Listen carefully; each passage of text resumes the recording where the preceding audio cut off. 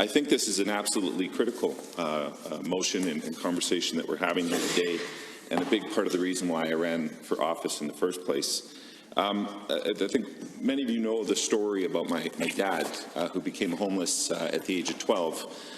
And he talks about a few of those stories where he had to stay in places that weren't necessarily safe for him or created problems for him. And one of his stories was actually Christmas Eve, and he was staying at a friend's house on their couch, and he ended up getting into a bit of a fist fight with his friend. And on Christmas Eve, his friend's dad kicked him out to the street, and there he was wandering the street Christmas Eve night in the cold. And it was actually that night he went to end his life, and thankfully, due to reasons I won't get into for time, but he chose not to. And later on, he found himself in a situation where he had to sleep on a park bench. And he was under the influence, and he passed out cold on a park bench. And it was actually in that scenario where an RCMP officer picked him up and threw him on a Greyhound bus, and that's how he ended up in Calgary.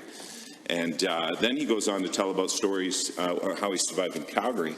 In fact, he was sleeping on a mattress. He had a spot behind a warehouse in the city, and he would sleep on that mattress until one day 4 guys found him panhandling in a plus 15 and asked him.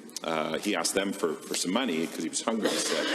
And they proceeded to take him out for lunch and bring him to a place called the Burning Bush in Calgary, which was a program for homeless folks to get out of the cold and connect. And from there, he went to leave. And they said, well, where are you going? And he's like, well, I got this mattress I got to get to so I don't lose my spot.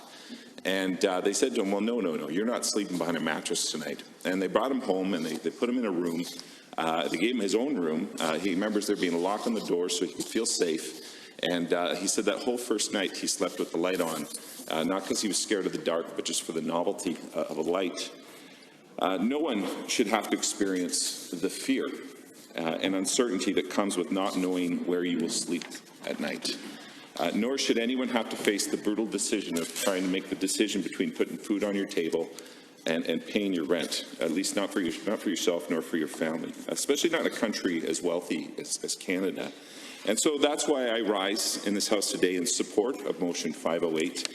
I regret that I feel like it's missing a few components, but I believe I support what this says. But I wanted to emphasize that it also, and I already know that the government's focused on this, so I don't think we need it in the motion. But as Parliamentary Secretary of Civil Society, I have to mention the importance that the government work alongside civil society, and that includes the many number of charities and as well as private organizations that already do fantastic work in the community at building affordable housing and creating solutions in our community. I don't think there's a one-size-fits-all, and I believe that there's some amazing work that has happened through our charity and our private partnerships, and that continue need to be built upon, working alongside our municipalities, our charities, and private sector to make sure that we're addressing the affordable housing issues within our communities.